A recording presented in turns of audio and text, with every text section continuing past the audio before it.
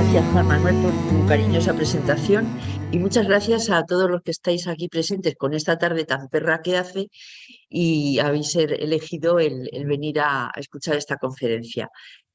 También doy las gracias a todos los que estáis detrás de la pantalla viéndome por Zoom. Bueno, pues esta tarde vamos a hablar de Judith, la heroína bíblica en las artes. El tema que desarrollaré esta tarde gira en torno a esta cosa que me salió aquí. Ya.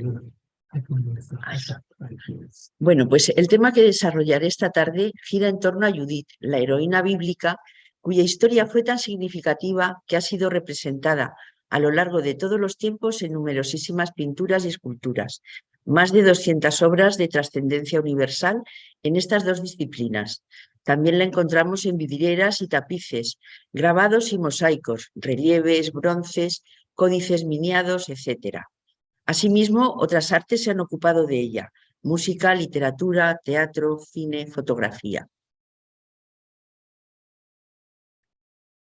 Pues hablando de vidrieras, aquí tenemos una magnífica vidriera que se encuentra en Múnich y que se confeccionó en 1886. Y cómo no, hablando de vidrieras, no podíamos dejar la Sainte-Chapelle de París, una maravilla que también cuenta con una vidriera en la que aparece la vida de Judith.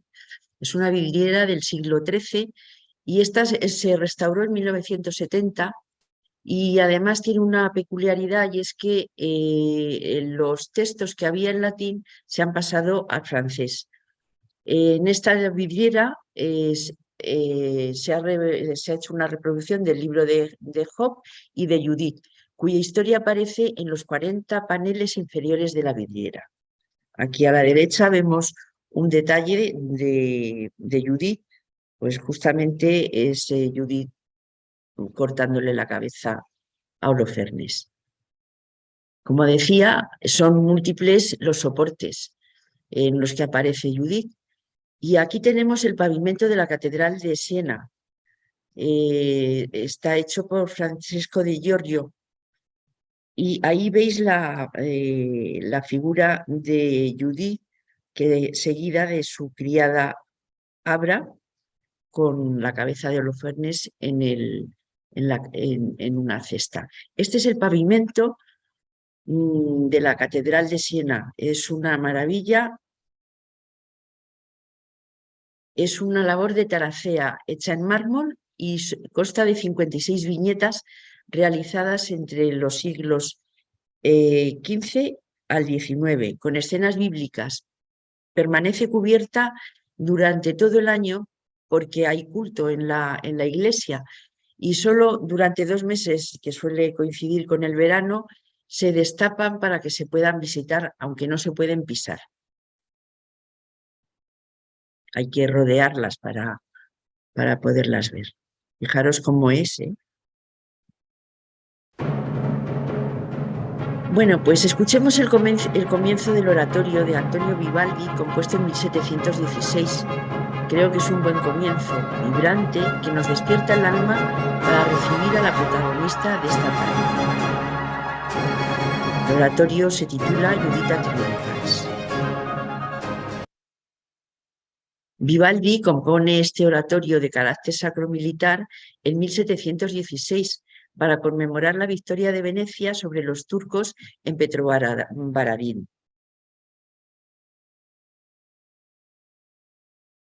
Pues me parece a mí que no lo vamos a escuchar. La técnica es tremenda. Para que no se puede hacia atrás. A ver, porque está puesto aquí.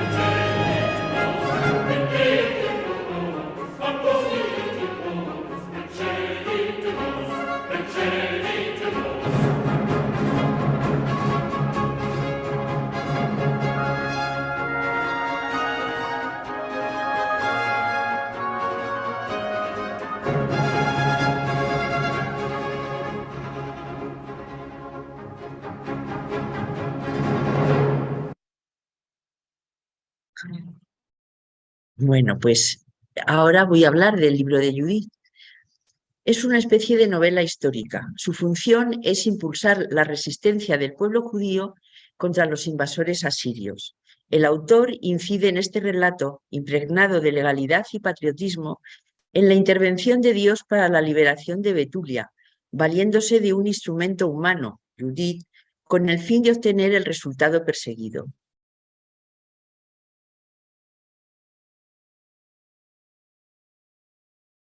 Esta obra, compuesta en el siglo II a.C., en tiempo de los macabeos, es de autor desconocido. Es un libro deuterocanónico. Este término se refiere a libros del Antiguo Testamento que se consideraron dudosos en su autenticidad y que luego fueron incorporados como parte del canon de la Iglesia Católica. Pertenece a uno de los relatos del Antiguo Testamento. Es uno de sus libros sapienciales. San Jerónimo aceptó el libro de Judith y lo incorporó a la Vulgata. Aquí vemos a San Jerónimo realizado este lienzo por el Greco.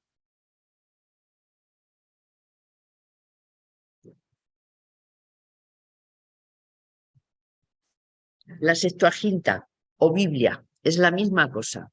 La Septuaginta en latín quiere decir 70 y es la traducción de la Biblia del hebreo y arameo al griego. Solía redondearse a 70 el número de sus presuntos traductores, aunque en realidad eran 72. San Jerónimo tradujo la Biblia del griego al latín, denominándose la Vulgata, divulgada es lo que quiere decir. Primer libro importante en ser impreso, la Biblia de Gutenberg.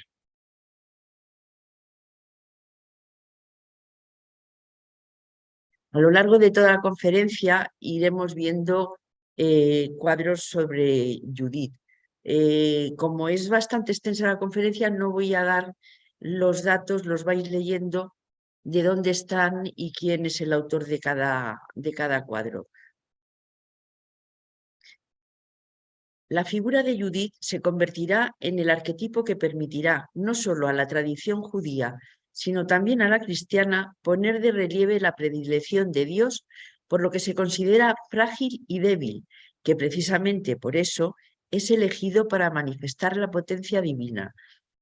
Estas palabras son de San Juan Pablo II en una homilía de 2001. Judith será el símbolo de la santimonia, es decir, de la castidad y la humildad que triunfan frente a la lujuria y el orgullo encarnado por Holofernes. Aquí vemos un grabado de Gustave Doré en la Biblia, una Biblia en inglés. Judith es el paradigma de belleza, la encarnación del coraje, el sacrificio y el patriotismo que ella supo fundamentar en la belleza femenina. Aquí vemos una pintura del siglo XVI, un anónimo que efectivamente vemos que está muy bella. Esta pintura es bastante posterior, de 1840, pero también nos presenta una Judith bellísima.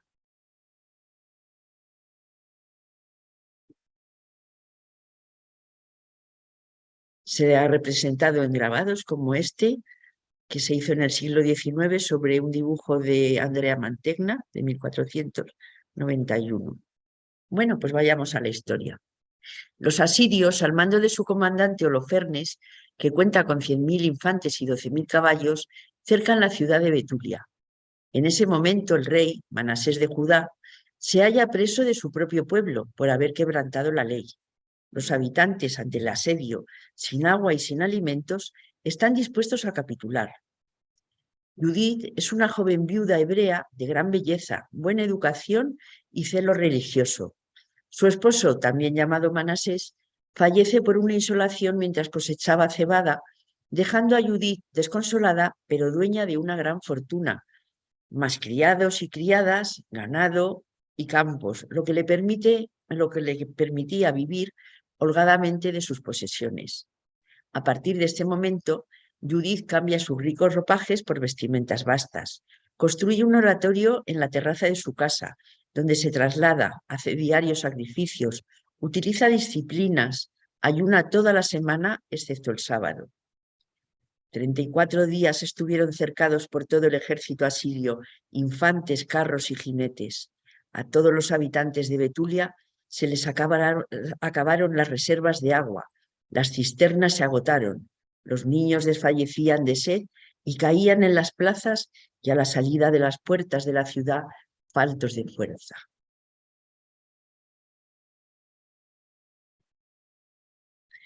Desesperados por el hambre y sobre todo por la sed, los habitantes de Betulia determinan que si en el plazo de 5 días no llueve, se rendirán al enemigo. ¿Quiénes son ustedes para tentar a Dios poniéndole límites? ¿Al Dios omnipotente pretenden ponerle a prueba? Clamemos a Él. Nosotros no conocemos otro Dios fuera de Él.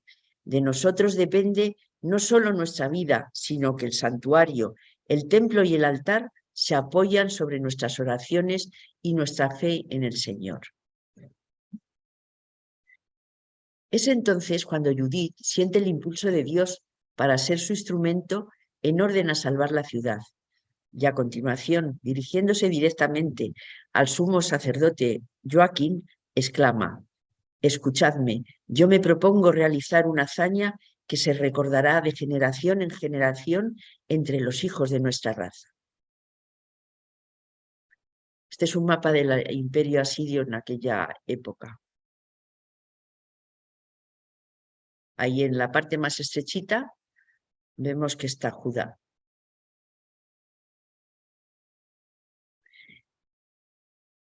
Escuchemos el bellísimo canto, himno de alabanza, contenido en el referido libro. Alabad a mi Dios con tambores, elevad cantos al Señor con cítaras, ofrecedle los acordes de un salmo de alabanza, ensalzad e invocad su nombre. Porque el Señor es un Dios quebrantador de guerras, su nombre es el Señor. Los asirios de los montes del norte vinieron con tropa innumerable. Su muchedumbre obstruía los torrentes y sus caballos cubrían las colinas. Hablaban de incendiar mis tierras, de pasar mis jóvenes a espada, de estrellar contra el suelo a los bebés, de entregar como botín a mis niños y de dar como presa a mis doncellas. El Señor omnipresente, por mano de mujer, los anuló. Que no fue derribado su caudillo por jóvenes guerreros, ni le hirieron hijos de titanes, ni altivos gigantes lo vencieron. Lo subyugó Judith, hija de Murarí, con solo la hermosura de su rostro. Se despojó de sus vestidos de viuda para exaltar a los afligidos de Israel. Ungió su rostro de perfumes, prendió con una cinta sus cabellos, ropa de lino vistió para seducirle. La sandalia de ella le robó los ojos, su belleza cautivóle el alma y la cimitarra atravesó su cuello. Se pasmaron los persas con su audacia, se turbaron los medos por su temeridad. Entonces clamaron los humildes y ellos temblaron de miedo. Clamaron mis débiles y ellos quedaron aterrados. Alzaron su voz estos y ellos se dieron a la fuga. Hijos de jovenzuelas los asaetearon, como a hijos de desertores los hirieron, perdieron en la batalla contra mi Señor. Cantaré un cántico nuevo a mi Dios. Señor, tú eres grande y glorioso, admirable en tu fuerza, invencible. Que te sirva toda la creación, porque tú lo mandaste y existió. Enviaste tu aliento y la construiste. Nada queda sin resistir tu voz. Nada puede resistir a tu voz. Sacudirán las olas los cimientos de los montes, las peñas en tu presencia se derretirán como cera, pero tú serás propicio a tus fieles, Dios creador del mundo y protector de su pueblo. Esta Judith que vemos aquí está hecha por Francisco Masierra. Bueno, pues seguimos con la historia. Judith, postrando el rostro en tierra, echó ceniza sobre su cabeza y descubrió el cilicio que llevaba ceñido. A continuación se acicala, bañó en agua su cuerpo, se ungió con ungüentos, aderezó los cabellos de su cabeza, púsose encima la mitra, se vistió el traje de fiesta con que se adornaba cuando vivía su marido Manasés, calzóse las sandalias, se puso los brazaletes, ajorcas, anillos y aretes y todas sus joyas, y quedó tan ataviada que seducía los ojos de cuantos hombres la miraban. Aquí está Judith, ayudada por su criada, acicalándose. Acompañada de su criada, se presenta en el campamento asirio, pide ver a Holofernes y éste accede. Alega Judith que huye de Betulia porque es perseguida y que está dispuesta a ayudar al general para que tome la ciudad. Le hace saber que su pueblo, siempre protegido por Yahvé, está a punto de cometer un terrible pecado.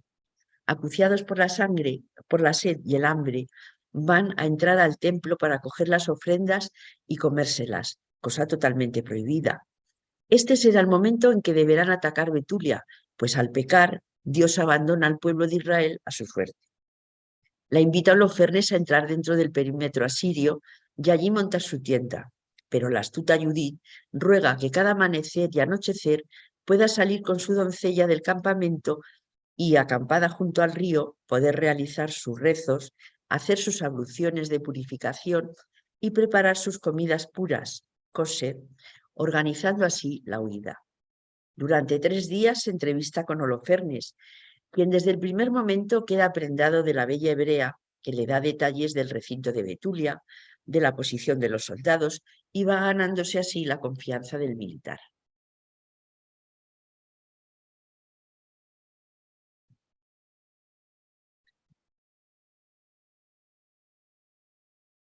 Instantes antes de la decapitación, dice Judith, púsose Judith delante de la cama, llorando con lágrimas y moviendo apenas los labios, pide coraje para llevar a cabo su misión. Este cuadro es de Julia Lama y está en Venecia. Vemos a Judith efectivamente con los ojos llenos de lágrimas y orando al cielo. Holofernes, cada vez más encandilado con la belleza de Judith, la invita a un banquete en su propia tienda. No quiere que se le marche sin hacer la suya. Judith acepta la invitación y aporta a la cena un queso salado. Despliega todo su encanto femenino, anima al general a beber y a beber. La atmósfera sube de temperatura y Holofernes, deseoso de poseer a la bella hebrea y claramente bebido, se acerca a Judith y la conduce hasta el lecho. Judith vuelve a ofrecerle más vino y él bebe gustoso. Totalmente embriagado, cae dormido profundamente, ocasión que aprovecha Judith y, descolgando la cimitarra del propio general, le asesta un tajo primero y un segundo que le secciona la cabeza. Rápidamente, ayudada por su criada Abra, guardan la testa en un saco y, como cada noche, abandonan el campamento.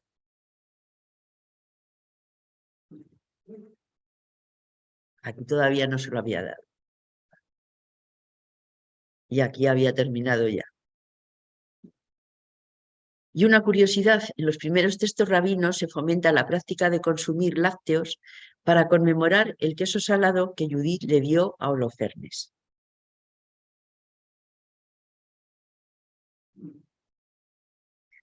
Abra, la criada, porta la cabeza de Holofernes. Judith mantiene intacta su virtud. Los soldados, confiados, no sospechan nada y las dejan partir hacia su tienda junto al río, como todas las noches. Huyen ambas mujeres y cuando llegan a Betulia, los hebreos alborozados cuelgan en lo alto de la muralla el despojo del general. Salen luego de la ciudad decididos a enfrentarse al enemigo.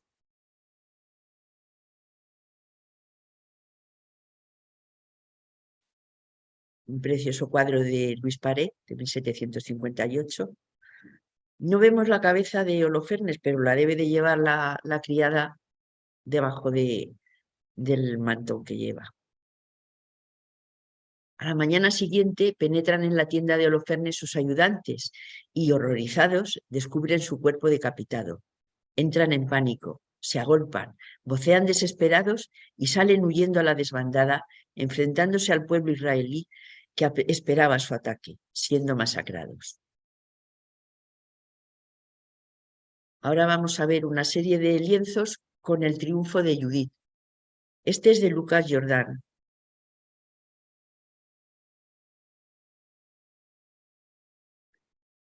Judith es aclamada como heroína por el pueblo y el sumo sacerdote. Tú eres la gloria de Jerusalén, el orgullo de Israel. Bendita seas por el Señor omnipotente por todos los siglos. Y el pueblo respondió, amén. Judith entonó el canto de acción de gracias. Entonad a mi Dios un canto al son de panderetas, cantad al Señor con acompañamiento de platillos, ofrecedle un canto de alabanza, honrad e invocad su nombre. Después de este episodio, Judith sigue viviendo en su casa, rechaza todas las propuestas de matrimonio que recibe, libera a su criada y antes de morir a los 105 años, reparte sus riquezas entre los necesitados de su pueblo y es enterrada junto a su amado esposo Manasés. Este es otro de los lienzos del triunfo de Judith. Vemos cómo la recibe el sumo sacerdote Joaquín. Este está en el Museo de Budapest, es un grabado. Este es también de Luca Giordano.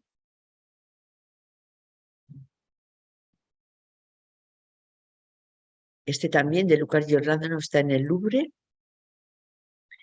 Y esta es una cúpula de una iglesia de Nápoles. Y Judith está justamente en esa esquinita inferior derecha.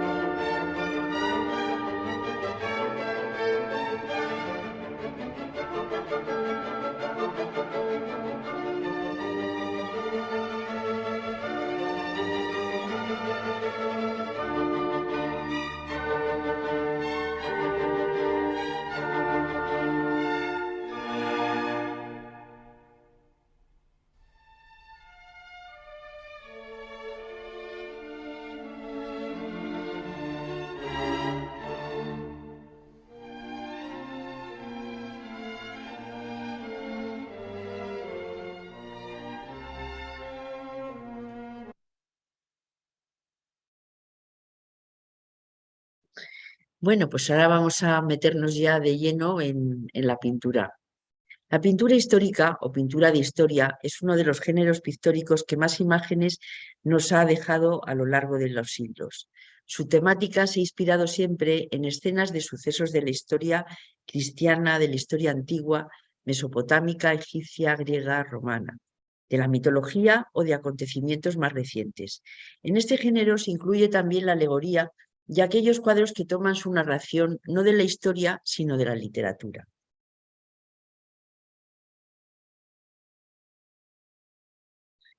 Qué cabeza tan grandísima le han puesto aquí a Holofernes. Es que es casi el doble de las otras dos. Bueno, en el Renacimiento, Neoclasicismo y Romanticismo son en estos tres periodos los que cuentan con las obras más importantes. Estos cuadros tenían por objeto resaltar algún valor moral de la situación o de sus personajes y debido a su gran tamaño formaban parte de la decoración de iglesias, palacios o de edificios oficiales. Por la riqueza de sus detalles tienen un gran valor educativo, de un golpe de vista, la escena nos relata un hecho que necesitaría más de 1000 palabras. Estas palabras se dictaron en una conferencia en el Ateneo de Valencia en 2019. Veamos, pues. Como decía, se narran hechos históricos, en este caso es La libertad guiando al pueblo, de Eugène Delacroix, y está en el Museo del Louvre. Y aquí nos encontramos con un cuadro que representa a doña Juana la Loca, acompañando el cadáver de su esposo Felipe el Hermoso por toda España. Lo pintó Francisco Pradilla, que fue director del Museo del Prado. O este otro, es un cuadro tremendo, es el fusilamiento de Torrijos y compañeros en la playa de Málaga en 1831. Lo pintó Antonio Gisbert entre 1887 y el 88. Es impresionante, parece más que un cuadro, parece una fotografía. Es tremendo. Como curiosidad, os diré cuál es la primera pintura histórica, o más bien la primera obra de arte de la humanidad. Se trata de 6 pinturas rupestres de la cueva de Nerja que representan a varias focas y están datadas hace 42.000 años, realizadas por sapiens, no por sapiens, sino por neandertales. Aquí están las focas, las estalactitas pintadas.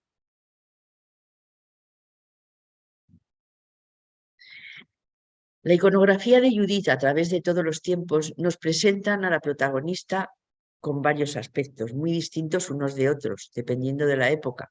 Lo hemos ido viendo en los cuadros que he puesto hasta ahora. De heroína en sus representaciones primeras a mujer fatal en las pinturas de los siglos XIX y XX. Este del siglo XIX nos presenta una Judith muy bella, pero efectivamente ya con un poco de aire de mujer fatal.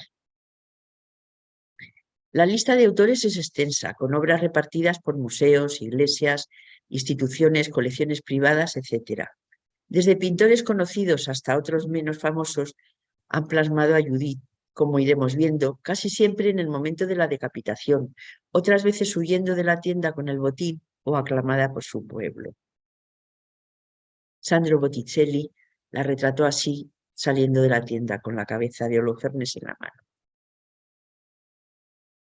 Como decía antes, la figura de Judith está representada en multitud de soportes de todos los tamaños, marfil, madera, bronce, etc.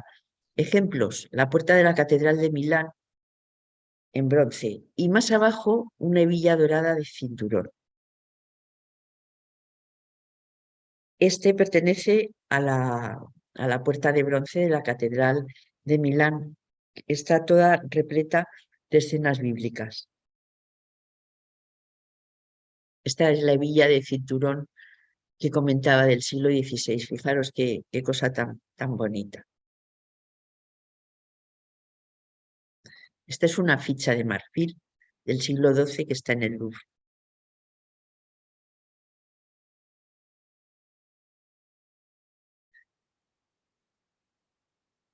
Esto es una mayólica, está en el claustro de Certosa, en Florencia.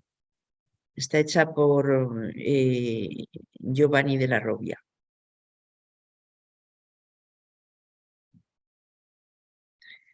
Esta es una vidriera.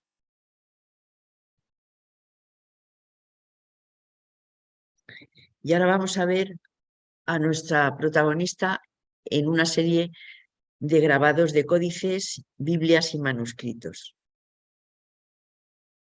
Esta es en las crónicas de Nuremberg. Esta me resulta muy graciosa, a pesar de lo tremendo que es el hecho, pero está divertida. Este es un códice miniado. Y aquí la podemos ver en el libro de Judith, en Historias Bíblicas del Maestro Azor. Es una iluminación de 1430 y está en La Haya. Vemos en el de la izquierda la cabeza de Holofernes colgada en el muro de Betulia y en la de la derecha Judith, que ya ha decapitado al general. Estas otras escenas están en el Speculum Humae Salvationis, que está en Brujas. De Brujas, o sea, se hizo en Brujas en 1445 y actualmente está en la biblioteca de la Universidad de Glasgow.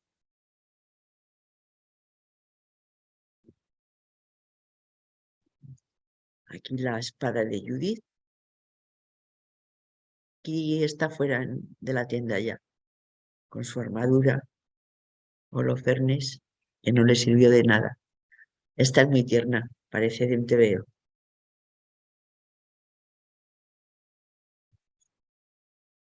Esta está en una Biblia y es de 1200.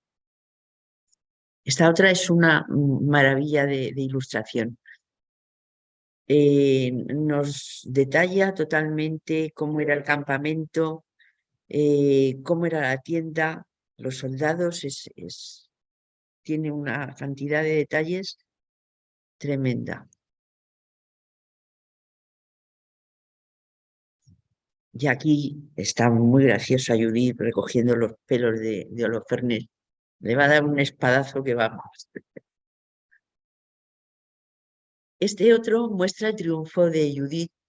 Vemos al sumo sacerdote aquí a la izquierda. Y ahora vamos a ver las esculturas. Pues la más conocida de las esculturas sobre Judith se la debemos a Donatello. En principio, la escultura de Donatello estaba en el Palacio Vecchio, pero estaba en el patio del palacio. Luego la han pasado ya a una sala interior. Vamos a ver varios detalles de la escultura, que es fantástica.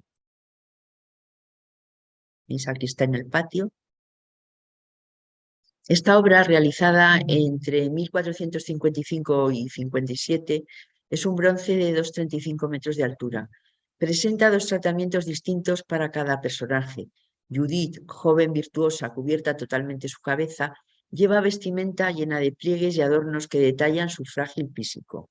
En cambio, Holofernes se presenta desnudo, con una estudiada anatomía, su cabellera larga y salvaje, identificado con el vicio, lo que se confirma por el medallón colgando desde la espalda que muestra a un caballo irritado. Judith mantiene su pie derecho pisando los genitales del general y el otro pie lo tiene sobre la muñeca.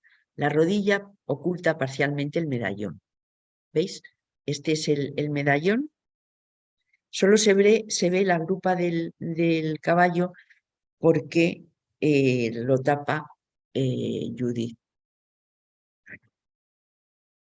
Otra vez la estatua. ¿Veis ahora aquí el medallón?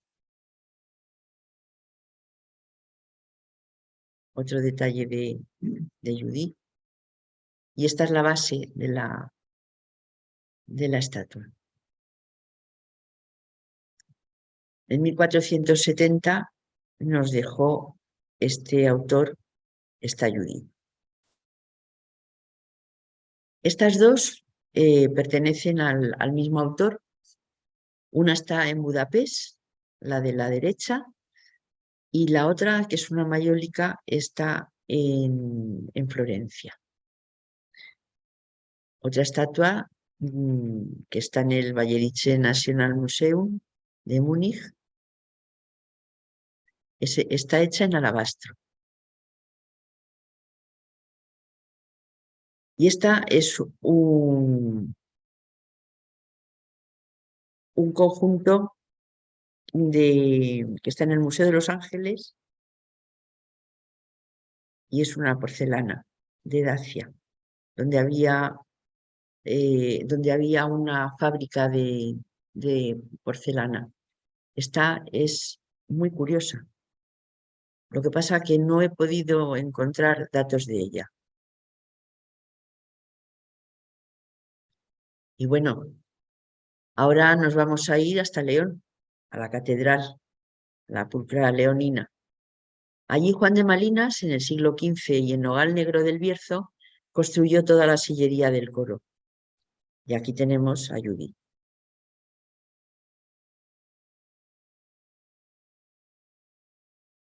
Esta se encuentra en el Louvre y es una preciosidad. Fijaros los flecos del vestido que parece que se mueven. Del mismo autor, pero esta está en otro sitio. También todos los pliegues del traje, tanto esta como la anterior, están hechas en mármol, con lo difícil que tiene que ser el sacar esos detalles. Parece mentira que sea mármol.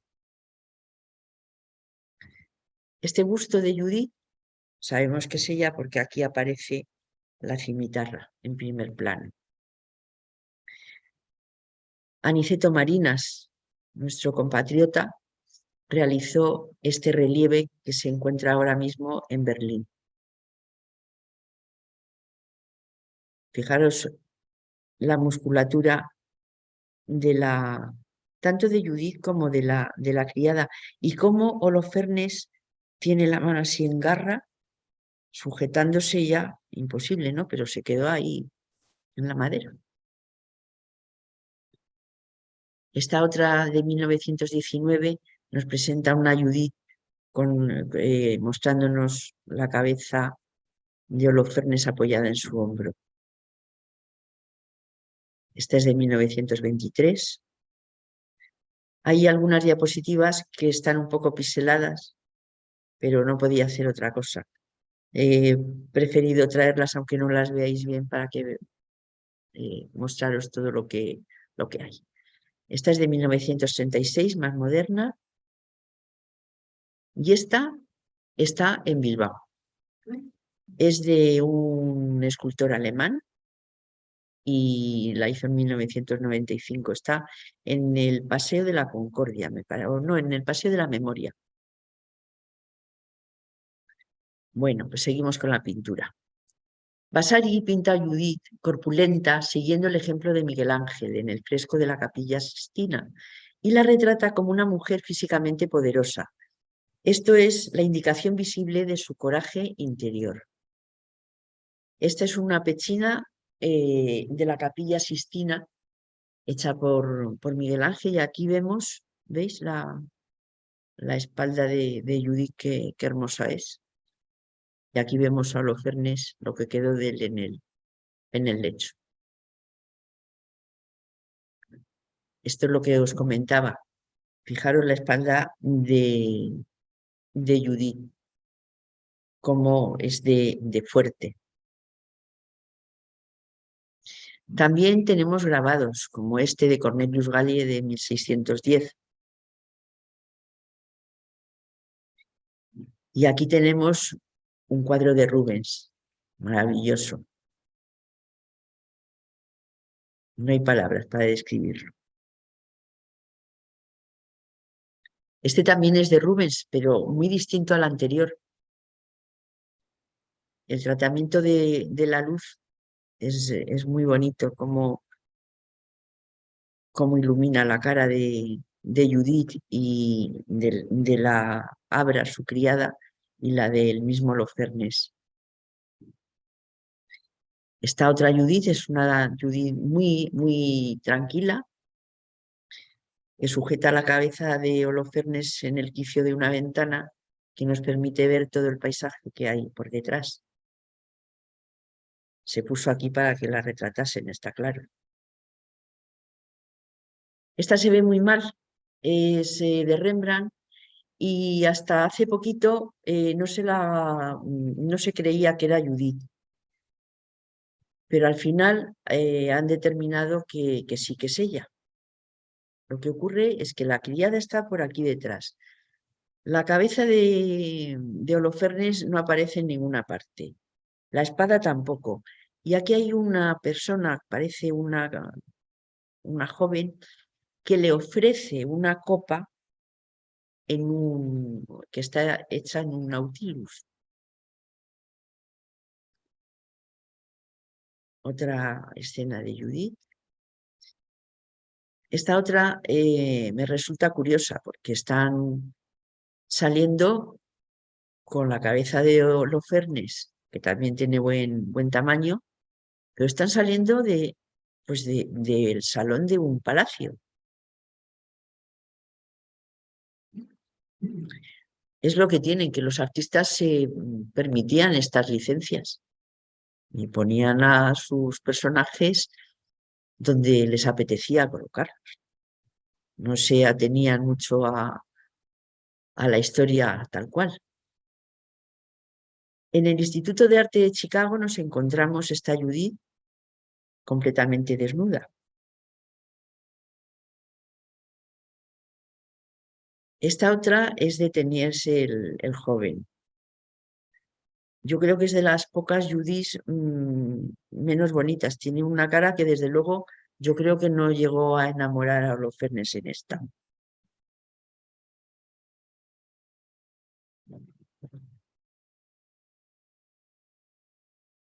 Este es el banquete que ofrece Holofernes a Judith de Lucas Cranach el Viejo. Al principio del Renacimiento se muestra a Judith vestida y asexualizada, como hemos visto en Botticelli, Mantegna o Miguel Ángel. El Renacimiento tardío, manierismo, Lucas Cranach el Viejo pintó hasta 8 Judith, ya veremos algunas. Se la muestra más sexualizada en este momento del Renacimiento tardío y se la muestra como una seductora asesina. Giorgione plasma a la heroína quedando la virtud en un segundo plano, a través de la pierna desnuda que evoca erotismo y cierta ambigüedad.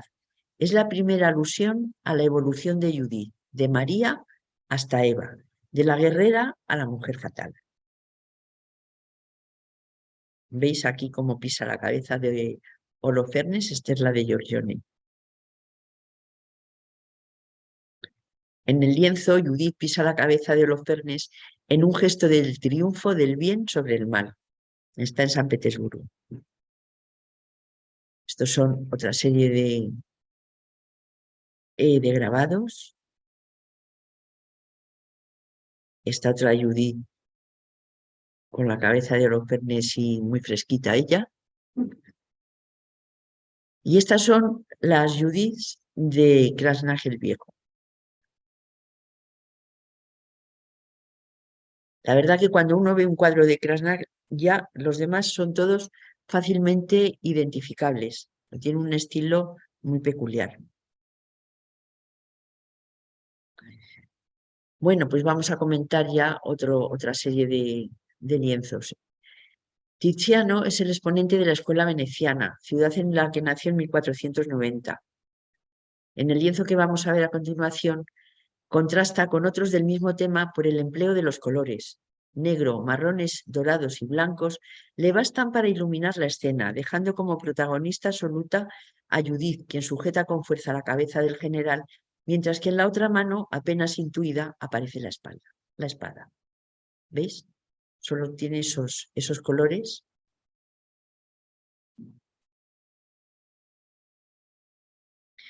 Este es otro Tiziano completamente distinto del anterior. Es una obra de juventud del pintor. Está hecha para colgarla en alto. De ahí la postura en escorzo de las figuras. Minucioso en los detalles, llama la atención los brillos de la armadura y la transparencia de los cristales en la mesa. Es una puesta en escena teatral y no frecuente, pues Judith se dispone a tapar el cuerpo mutilado sin querer verlo, mientras la criada Abra hace ademán de ocultar la cabeza tras de ella. La espada descansa en el escalón, ausencia de sangre. Vamos a volver a verla. ¿Veis?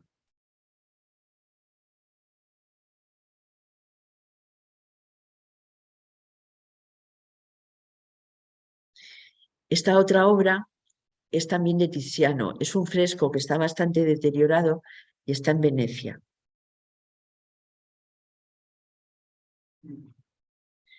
Vamos a pasar ahora a otro pintor, a Botticelli. Los dos cuadros que comentaré ahora son dos pequeños lienzos que forman un díptico, muy pequeños. El primero de ellos es el regreso de Judith a Betulia. La criada lleva el cesto con la cabeza de Holofernes semitapada con una sábana. Las dos figuras se mueven con gracia, volviéndose para ver si las persiguen. La luz matinal difusa ilumina la escena. Judith, en este caso, se muestra dulce y melancólica. Porta en una mano la espada y en la otra una rama de olivo, símbolo de la paz. Los vestidos y los paños etéreos dan movimiento a las dos mujeres. Al fondo del lienzo, un campo de batalla. La dulzura de la heroína pintada por Botticelli contrasta con la Judith viril y cruel de otros pintores. El segundo cuadro es el descubrimiento del cadáver de Holofernes. Es el cuerpo del general en escorzo, el primer desnudo que realizó el pintor, con una detallada anatomía. Gestos de horror y consternación en sus soldados. La penumbra de la tienda contrasta con el paisaje que se aprecia en la abertura central. Llama la atención la juventud del cuerpo del general, con la cabeza seccionada que se corresponde a un hombre de más edad. Ahora lo vamos a ver, todo esto que os he contado. Esta es la salida de Betulia, el regreso de Betulia a Betulia. Este es el descubrimiento del cadáver de Holofernes, que lo vamos a ver mejor ahora en esta otra diapositiva. Aquí lo podemos ver muy bien.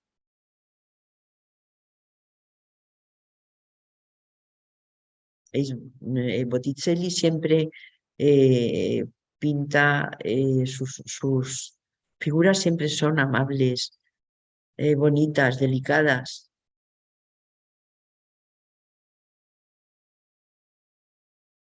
Pasamos a Caravaggio. Este cuadro está en la Galería Nacional de Arte Antiguo de Roma. Nació en Milán en 1571 y murió 38 años después en Portorcole. Su vida fue una continua aventura, llena de violencia y de genialidad. Posiblemente padeciese esquizofrenia. Vivió entre Milán, Roma, Malta, Nápoles y Sicilia, con un pincel en una mano y con la otra empuñando la espada. Su innovadora forma de pintar creó escuela en aquel tiempo del barroco. Cambió el rumbo de la pintura imponiendo el tremendismo. Los mismos claroscuros de su vida se traslucen en sus lienzos. Pendenciero, borracho, sátiro, taur. Tuvo 11 juicios en su vida, 2 asesinatos, pero hablaré del cuadro de Judith. Plasmó en el lienzo a su examante como la heroína, a su madre en la figura de Abra, la criada, y a él mismo como Holofernes. Este es.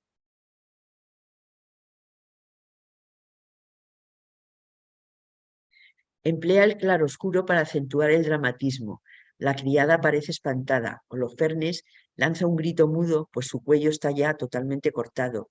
Judith frunce el ceño con expresión de desagrado. Un detalle del cuadro que hemos visto. Fijaros qué tremendos esos ojos de hoy. Esta cosita. Bueno, pues ahora vamos a ver otro cuadro de Caravaggio con la misma escena. Pero este lienzo tiene historia. Es casi similar a la tempestuosa vida del pintor. Fue realizado en Nápoles, encargado por el mecenas genovés Ottavio Costa. Termina en Madrid, de donde un oficial del ejército napoleónico se lo lleva a Toulouse.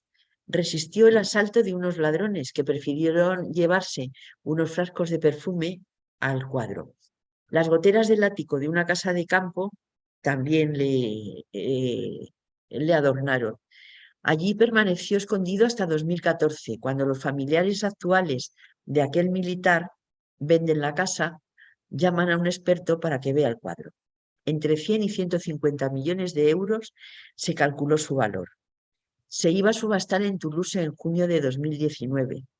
El Louvre, poseedor de otros 3 cuadros del artista, rechazó su compra, pues 100 millones es el presupuesto del museo para adquisiciones de 15 años. Al final se suspendió la subasta, pues un coleccionista particular norteamericano compró directamente el cuadro a los propietarios.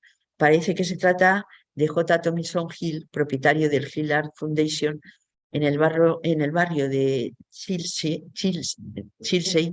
Manhattan. Este es el cuadro Perdido y Hallado.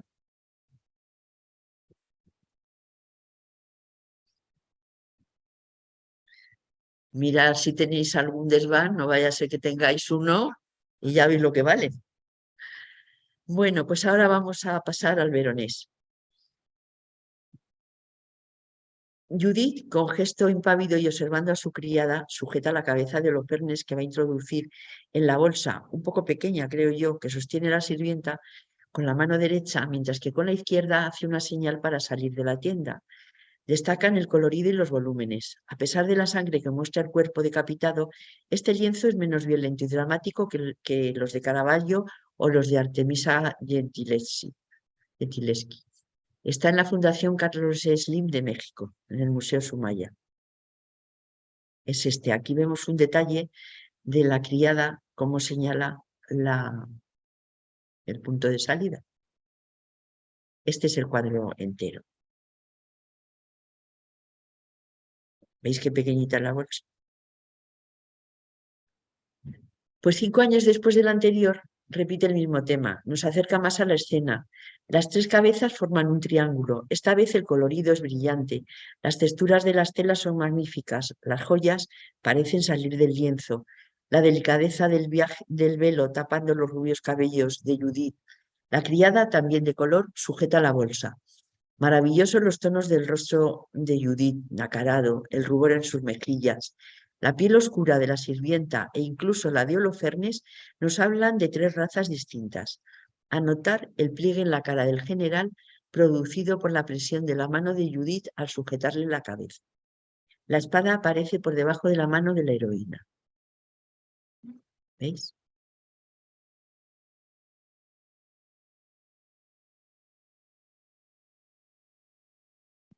Este también es del Veronés y se encuentra en el Museo de Caen.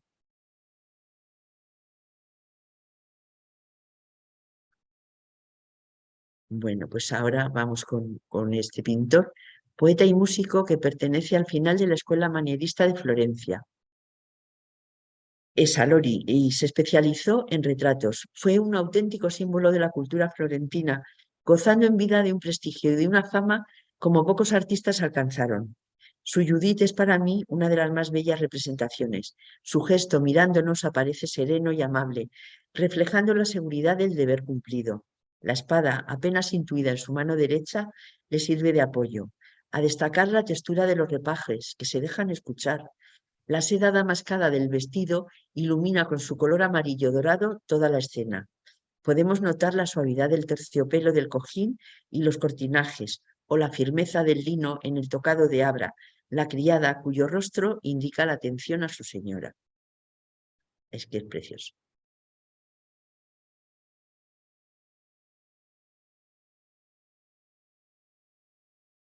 Un detalle del mismo cuadro. Y aquí tenemos a Tintoretto, que se autorretrató así, muy joven, por cierto. Llamado así porque su padre era tintorero de sedas. No sé si tuvo 20 y tantos hijos. Es el último representante del Renacimiento. El uso de la perspectiva y los efectos especiales de la luz le convierten en precursor del barroco. Estuvo 10 días en el taller de Tiziano, que le echó de él. ¿Acaso por celos? Este es uno de sus cuadros. Este es otro completamente distinto, pero muy, muy bello. Este es de otro pintor. Ahora vamos a pasar una serie de pintores que no os voy a decir dónde están ni demás, porque si no, no me da tiempo a terminar todo.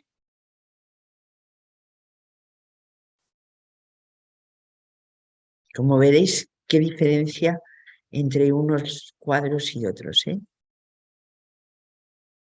Bueno, pues ahora vamos a hablar de una pintora, Artemisa Gentileschi. El cuadro se halla en el Museo de Capodimonte de Nápoles. En este lienzo, Judith está concentrada en su acción. Artemisa la convierte en vengadora y ahora veréis por qué. Es una de las pocas obras en las que la sangre mancha las ropas, manos y pecho de la heroína. Artemisa, hija del pintor Horacio Gentileschi, que también plasmó a Judith, trabajaba desde niña en el taller de su padre. De hecho, uno de sus lienzos, Susana y los viejos, lo pintó con 16 años. Susana aparece desnuda, cosa que estaba prohibida a las mujeres en aquella época pintar desnudos. Un ayudante de su padre, pintor y amigo de la familia, Agostino Tassi, la violó a los 18 años. Este episodio marcó su vida. Hubo juicio, pasando de nuevo por la vergüenza del hecho, y se condenó al violador. Se ha interpretado la ferocidad del gesto de Judith como una proyección de ella misma en una imaginada venganza contra su violador en la persona de Holofernes. Esto lo cuenta Bornay en 1998. Las figuras protagonistas femeninas de su pintura tienen una actitud especial de coraje, llenas de fuerza física y moral que se resisten a ser controladas sin que haya correlato en los personajes masculinos. Son palabras de Teresa Alario, especializada en arte feminista.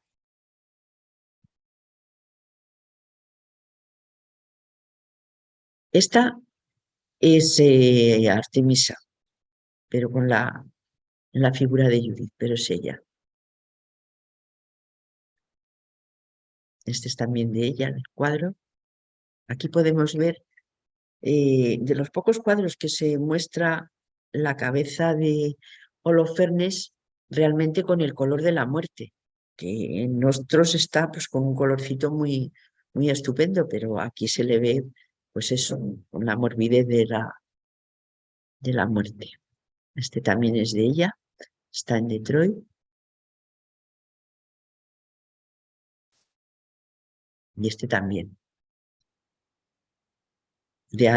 Antes hemos visto el detalle de este cuadro. Y Johann Lis nos muestra aquí a una Judith y nos llama la atención el tratamiento del episodio. El pintor nos acerca a la escena, presenta a Judith con una expresión de sorpresa, como si de repente se diese cuenta de nuestra presencia. Está metiendo la cesta en la cabeza de Holofernes, el cuerpo mutilado aún chorrea sangre. Vemos la cabeza de Agra en la parte de atrás y el maestro usa los tonos blancos y dorados para dar más realismo a su obra. Este recurso se usó mucho en el siglo XVII. ¿Veis? Cómo nos ha acercado totalmente la escena. Y aquí aparece, ahí detrás aparece la cabeza de Abra, la criada.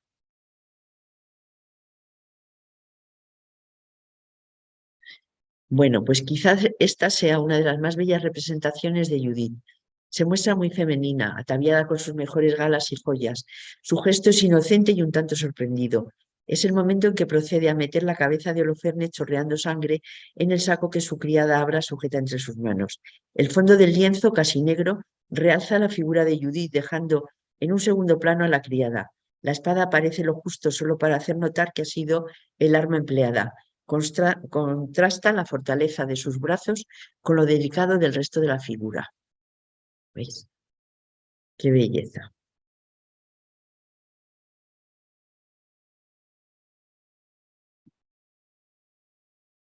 Un detalle del cuadro. Pues Vermiglio también hizo otros cuadros como este que está en Vicenza y nos presenta también a una Judith bellísima. Tiene una expresión serena que deriva de la obediencia del mandato divino. Aparece con la cimitarra en la mano. Más en la sombra observamos la figura de Abra, la criada, que vuelve la cara, quizás mirando el cuello sangrante de Holofernes. Estás soltando sangre, que es lógico porque al cortar una arteria la sangre sale de esa manera, no gotea, sale a propulsión. Esta obra es de una pintora, Elisabetta Sirani.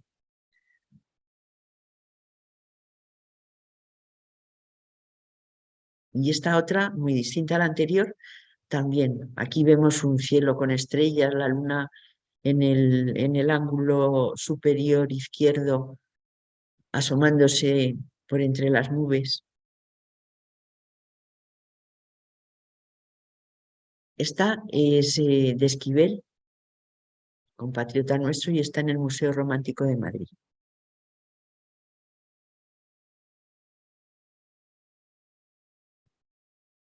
Estas son dos, una muy antigua y otra muy, muy moderna. A ver que os he quitado esta. Pero no tengo los datos de dónde están. Esta es de Giovanni del Piero, antes de cortarle cuello.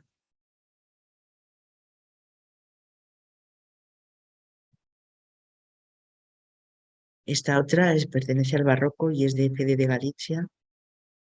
Miren, es muy bonita la. Os voy a hacer un comentario de este lienzo. Normalmente hay otros decapitados, como San Juan Bautista. Salomé aparece siempre con la cabeza del Bautista en una bandeja. Es lo que distingue a Judith de Salomé, aparte ya de la maldad y la bondad de una y otra. Judith siempre la vamos a encontrar con la espada o cimitarra en la mano, y la cabeza de Holofernes en un cesto, pero aquí la criada lleva la cabeza en una bandeja, pero es Judith por la espada que lleva en la mano.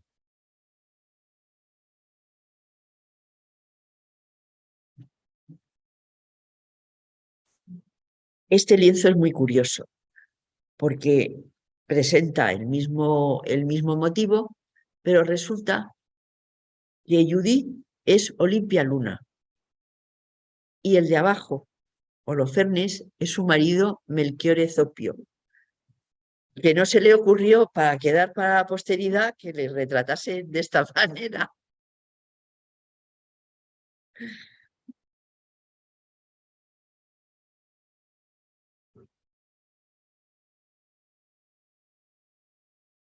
Este es un grabado antes de. Y aquí ya estaba hecho el tema. Esta es muy bonita. Tiene una fuerza expresiva, Judith, increíble. Y el juego de luces es maravilloso. Debe pasar lo mismo a este otro cuadro. Está tan bonito el tratamiento de la luz sobre el cuerpo, la cara y las manos de Judith, y esos tonos en la ropa. Es una maravilla de cuadro. Este es un fresco y este lo tenemos en el Prado. Es un anónimo veneciano y es fantástico.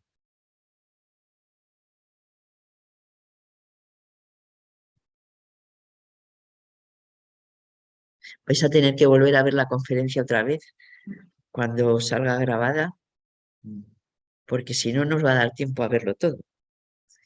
Este es muy, muy original en su concepción, ropajes y demás. Están en el Reino Unido. Este es de Antiveduto Gramática.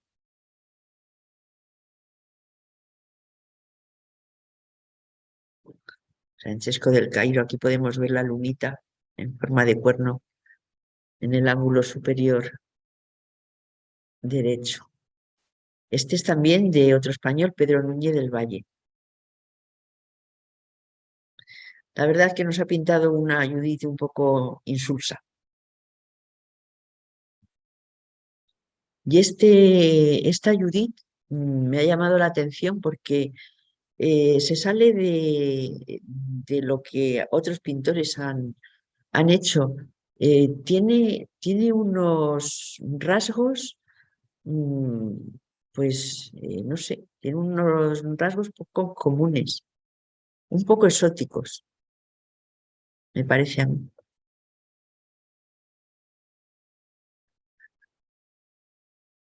Y aquí nos presentan una Judith pletórica, con unos ropajes, vamos, que estupendos. Este cuadro de Salomón Bray está en el Prado y tiene una historia curiosa. También tiene una expresión y una cara poco común en las Judís que hemos visto hasta ahora. Está atribuido a otro pintor y cuando este lienzo llega a Madrid sufre un repinte porque eliminaron las referencias alegóricas a la independencia de Holanda. Bueno, pues ahora vamos con Juan Carreño Miranda, que está en el Museo del Prado. En este cuadro, Judith, momentos antes de cortarle el cuello, pues se dirige al cielo con lágrimas en sus ojos, como hemos oído antes, y, y es como la ha representado Carreño. Unamuno dijo de este pintor que era el pintor de la austríaca decadencia, en alusión a que fue pintor de corte de los Austrias. Una de sus obras más conocidas es en la que plasmó a la Monstrua, una niña de 6 años deforme por su gordura. Los reyes gustaban de tener en palacio junto a otras personas enanas o locas aquellas que presentaban alguna deformidad. Eran los llamados hombres de placer. Qué lástima. Este es el cuadro que pinta implorando al cielo que la dé fuerzas y demás. Y esta es Eugenia Martínez, la Monstrua, pobrecita. Era una niña de 6 años que precisamente cuando nació la pusieron Eugenia, que quiere decir afortunada, bienvenida. Entonces, en cuanto llegaban a la corte, les hacía el sastre, les hacía unos trajes estupendos para que pudieran estar por todo el palacio. Y aquí a la pobrecina pues la vemos con lágrimas en los ojos, pensando, ¿qué están haciendo conmigo? Bueno, pues ahora tenemos a Goya, que también se ocupó de Judith. Como dijo Juan Manuel en la presentación, pues esto pertenece a sus pinturas negras y estaba en la Quinta del Sordo, justamente enfrente de la otra pintura de Saturno devorando a sus hijos. Pues, como decía, es una manera muy personal de retratar a Judith, porque Goya no pinta a una heroína, sino a una asesina. Contrasta a la criada rezando ante el horror que tiene delante. Goya entonces tenía 60 años cuando realizó la pintura en un fresco en la Quinta del Sordo, que era donde habitaba. Se piensa que plasma a su amante Leocadia Weiss, mucho más joven que él.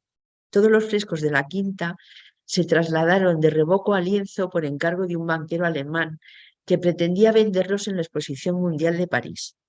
No se interesaron por ellos, afortunadamente, y en 1881 el alemán los donó al Museo del Prado, con lo cual podemos disfrutarlos. Esta es otra Judith de Masriera, de 1888. Un fresco de 1650. No he conseguido tratarlo, pero he dejado el título. Se trata de un mosaico que está en la iglesia de la Dormición en Israel. Y es una preciosidad porque todo el techo está hecho con estos mosaicos dorados, pero no he conseguido. Si lo queréis ver, os tendréis que meter en internet y buscarlo. Bueno, pues ahora voy a hablar de Trofim Binot, el pintor de las candelas, es como es conocido, por cómo trataba sus cuadros, la luz. Vemos aquí a Judith, que está seccionando el cuello de Holofernes, cómo apoya la mano en la hoja de la cimitarra, haciendo fuerza, mientras que la criada sujeta la mano del brazo de Holofernes y con la mano derecha está iluminando toda la acción. Pero fijaros qué luz da la vela, qué tratamiento tan estupendo. Ahora vamos a ver otro cuadro que no es de Judith, bueno, esto es lo que os he contado del cuadro que está en el Museo Walters de Estados Unidos. Y aquí encontramos a Cupido y Psique. Está en el Museo Sumaya de México. Pero fijaros cómo ilumina con una vela y está Cupido dormido mientras Psique le contempla. Bueno, y ahora vamos a pasar ya, estamos en el siglo XIX-XX con Gustav Klimt. Tenemos dos fotografías muy distintas en cuanto a atuendo, porque normalmente él siempre iba vestido con una bata hasta el suelo, como le vemos aquí con el gatito. Es una de las representaciones más conocidas de la protagonista de hoy, totalmente distinta a todas las que hemos visto hasta ahora. El momento, principios de siglo. Todo está cambiando, las artes también. Klimt, hijo de un orfebre, recibe un encargo para pintar los techos de la universidad. Por entonces era un pintor decorador muy cotizado. No gustaron sus dibujos, que calificaron de pornográficos. Él los compró después. Formó parte de la Secesión, movimiento austriaco similar al Art Nouveau. Sus cuadros pintan sobre todo a la mujer, por lo que fue llamado el pintor de la mujer, que en aquellos tiempos quería emanciparse. Solo en el conocido lienzo El beso aparece una figura masculina. Posiblemente sea el mismo y su amante protagonistas del cuadro. Sigo con Judy. Este es el cuadro que todos habéis visto montones de veces. Claro, nada que ver con verlo así vis a vis. En 1903, el crítico de arte Felix Salten describe así la expresión de Judith, con un fuego sensual en su mirada oscura, crueldad en la línea de la boca y fosas nasales temblando de pasión, fuerzas adormecidas dentro de esta atractiva mujer. Con este cuadro, Klimt inaugura su etapa dorada. Nos pinta a la mujer fatal simbolista, que lleva a los hombres a la muerte gracias a su atracción fatal. El cuadro es muy vertical, la cabeza ligeramente levantada expresa orgullo, su rostro lánguido y sensual parece una fotografía. Los labios entreabiertos entre el desafío y la seducción enlazan con una expresión de placer. A pesar de haber modificado un poco los rasgos, se reconoce a su amiga y algo más, Adele Floss Bauer. El contraste entre el cabello negro y la luminosidad dorada realzan la elegancia y la exaltación. Los motivos estilizados de los árboles que se abren en abanico a cada lado enfatizan el peinado de moda. Árboles y colinas nos recuerdan la decoración bizantina. El vestido semitransparente que deja ver su torso alude al hecho de que Judith utilizó el engaño con Holofernes antes de decapitarlo. ¿Veis? Aquí vemos toda esa decoración típica bizantina, incluso el collar. Y aquí vemos a Holofernes casi escondidito, porque apenas tiene protagonismo, lo vemos parcialmente en el ángulo inferior izquierdo. La espada está ausente. El pintor encargó el marco a su hermano, que era orfebre, porque este cuadro se conoció durante mucho tiempo como Salomé, pero no era Salomé, y de hecho el pintor hizo que su hermano le pusiera el nombre arriba en el cuadro. Se considera la figura de Judith como una muestra de la emancipación femenina que estaba surgiendo en la Europa de principios del siglo XX. También se apunta a una unión de muerte y sexualidad, asociación que estaba fascinando a la sociedad europea que acudía a contemplar y deleitarse con la obra clitemnestra de Richard Strauss. Freud, Klimt eran con Strauss amigos y bueno, componentes de aquel movimiento. Esta idea se refuerza en el lienzo Judith II que hizo en 1909. Todo esto que os he contado nos lo cuenta Miguel Calvo Santos. Esta Judith es la de 1909. Otra Judith, esta de Paul Albert Stick, con la cabeza a sus pies. Y esta es de Franz Stuck.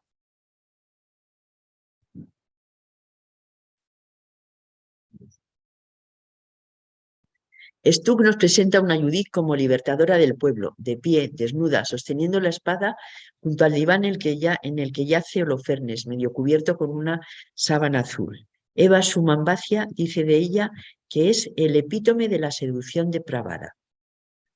Al diván se le cayó el acento aquí. Ahora vamos a ver, ya finalizando, una serie de cuadros más modernos. Este es de 2012. Este otro de 1993 y este otro de 2012. Ahora os comentaré y luego los vuelvo a pasar un momentito si queréis. Whaley presenta a una Judith de raza negra, ataviada con un traje de Givenchy, portando una cabeza blanca en la mano, con la lectura al cuadro de vencer la supremacía blanca. Y los pintores Comari y Melamed muestran a Holofernes como Stalin en la Plaza Roja, conquistado por una joven que contempla su cabeza con curiosidad y satisfacción. Es una alegoría a la justicia. Y por último, Tina Blondell interpretó a Judith en acuarela, explícitamente inspirada en la Judith de Klimt, en una serie de cuadros titulados Ángeles Caídos. Ahora vamos a ver en fotografía a una compatriota de Canarias, May San Alberto, que hizo una composición sobre los cuadros de Artemisa Gentileschi, pero con mujeres congoleñas. Voy a pasar a los cuadros anteriores que los veáis en un momentito. Este es el inspirado en Klimt. Este es el de Stalin.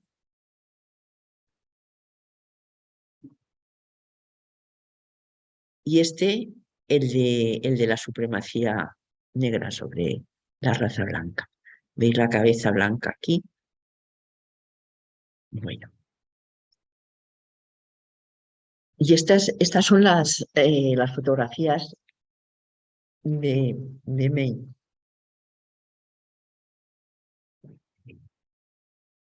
Pues vamos a ir terminando. Judith también ha sido representada en el cine. Aquí os muestro varias películas desde 1914 hasta 2007 en varios soportes y con varios directores.